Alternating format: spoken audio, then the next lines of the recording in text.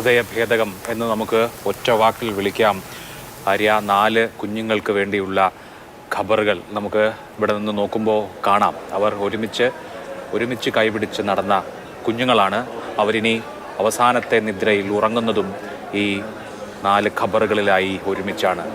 ഈ 4 പേരുകളിനി നീസാൻകൊല്ലിൽ കൊത്തിവെച്ച 4 പേരുകളായി അവശേഷിക്കും. നേരത്തെ ഇംതിയാസ് പറഞ്ഞതുപോലെ ആ ഖബറുകളിൽ മൈലാഞ്ചി ചെടി വളരും. അവരുടെ മാതാപിതാക്കളുടെ സഹപാഠികളുടെ ഉറ്റവരുടെ മനസ്സിൽ എന്നും ജീവിക്കും ഈ 4 കുരുന്നുകൾ. 10 മണിയോടുകൂടി പൊതുദർശനം അവസാനിക്കും എന്നാണ് അറിയിച്ചിരുന്നത്. പക്ഷേ ഇപ്പോഴും പൊതുദർശനം അവസാനിച്ചിട്ടില്ല. ആ 4 കുരുന്നുകളെ കാണാൻ, ആ 4 വിദ്യാർത്ഥിനികളെ കാണാൻ ഇപ്പോഴും ആളുകൾ അവിടേക്ക് കരിമ്പനക്കൽ ഹാളിലേക്ക് വന്നുകൊണ്ടിരിക്കുകയാണ്. നമ്മൾ കാണുന്നുണ്ട് ഒരു ഭാഗത്ത് കരിമ്പനക്കൽ ഹാളിൻ്റെ ദൃശ്യങ്ങൾ. അവിടെ ഇപ്പോഴും നോക്കൂ, ജനസഞ്ചയം തന്നെയുണ്ട്.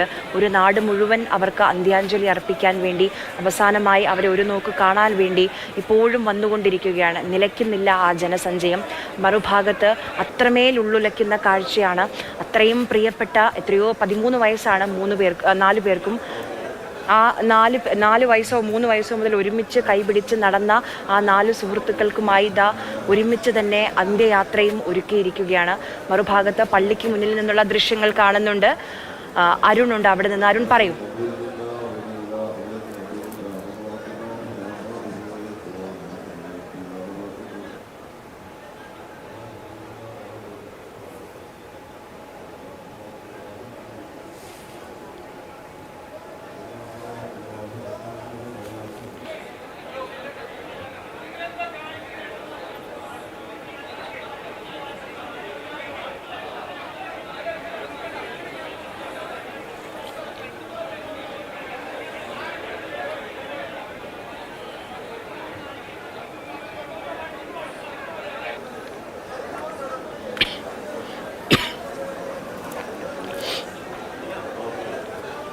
നാളെ തൊട്ടേ അവർ ഒന്നിച്ചാണ്.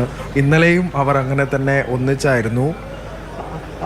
അത്തരത്തിൽ അവസാനമായി കൂടെ അവരെ ഒന്നിച്ച് ഒരു നോക്ക് കാണാൻ നിരവധി ആളുകളാണെന്ന് റോഡ് നീളെ ഗതാഗത കുരുക്ക് ഉണ്ടാകുന്ന രീതിയിലുള്ള ആളുകളെയായിരുന്നു നമ്മൾ കഴിഞ്ഞ മണിക്കൂറിൽ ഒക്കെ തന്നെ കണ്ടത്. നാട്ടുകാർക്കൊക്കെ രാവിലെ തന്നെ നമ്മൾ പലരോടും സംസാരിച്ചപ്പോൾ അവരുടെ സൗഹൃദത്തെ പറ്റി തന്നെ പറയാനുള്ളൂ. ഇവരെ കുട്ടിക്കാലം മുതൽ കണ്ടതും എല്ലാവർക്കും സുപരിചിതരാണ്, എല്ലാവർക്കും ഇഷ്ടമുള്ളവരാണ്. ഇന്നലെ ഞാൻ അജ്ന ഷെറിൻ്റെ അടുത്ത് പോയിരുന്നു. അജ്ന ഷെറിൻ അത്ഭുതകരമായി ഈ അപകടത്തിൽ നിന്ന് രക്ഷപ്പെട്ട ഇവർ 5 പേരായിരുന്നു ഒപ്പം ഉണ്ടായിരുന്നത്. അജ്ന ഷെറിൻ രക്ഷപ്പെട്ടപ്പോൾ ആ ആഘാതത്തിൽ നിന്ന് മാറിയിട്ടില്ല. ആ നടുക്കത്തിൽ ആ ഒരു നൊമ്പരത്തോടെ ഈ സൗഹൃദങ്ങളെക്കുറിച്ചൊക്കെ ആ കുട്ടി പറയാൻ ശ്രമിക്കുന്നുണ്ട്.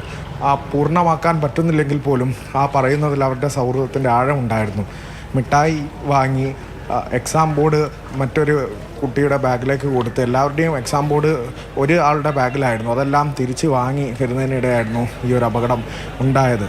ഇത് എത്രത്തോളം ഒരു നാടിനെ കണ്ണീരിലാർത്തുന്നു, എത്രത്തോളം ഒരു നാടിന് എക്കാലത്ത് ഒരു ആയുഷ്കാലം മുഴുവൻ ഒരു കറുത്ത പാടായി തന്നെ ഒരു നാടിന്, കേരളത്തിനാകെ ഉണ്ടാകും. കാരണം ആലപ്പുഴയിലെ ആ അപകടത്തിൻ്റെ നടുക്കത്തിൽ നിന്ന് കേരളം വിട്ടുമാറിയിട്ടില്ല. അപ്പോഴാണ് നമ്മുടെ ഹൃദയം തുന്നി ചേർക്കാൻ കഴിയാത്ത വിധത്തിൽ തന്നെ, ആ മുറിവിൽ നിന്ന് തുന്നി ചേർക്കാൻ കഴിയാത്ത വിധത്തിൽ തന്നെ മറ്റൊരാഘാതം കൂടി ഉണ്ടാകുന്നത്.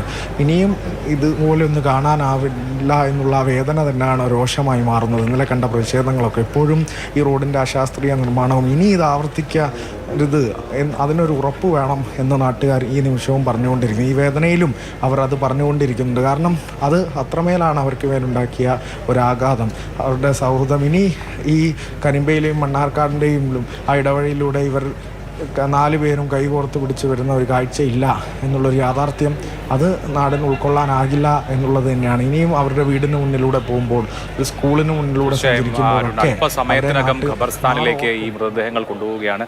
ആയിഷയുടെ സഹോദരി കൂടപ്പിറപ്പിനെ അവസാനമായി ഒരു നോക്ക് കാണാൻ എത്തിയതിൻ്റെ ദൃശ്യങ്ങളാണ് പ്രേക്ഷകർ തൊട്ട് മുൻപ് അവിടെ എത്തിയിട്ടുള്ളത്. അതിൻ്റെ ദൃശ്യങ്ങളാണ് കണ്ടത്. ആയിഷയുടെ സഹോദരി അവസാനമായി കൂടപ്പിറപ്പിനെ ഒരു നോക്ക് കാണാൻ എത്തിയ ആ കാഴ്ച ഇനി ഇപ്പോൾ തന്നെ ഈ ശവപേടകങ്ങൾ പള്ളി ഖബർസ്ഥാനിലേക്ക് എടുക്കുകയാണ്. അതാണ് നമ്മൾ കണ്ടുകൊണ്ടിരിക്കുന്നത്.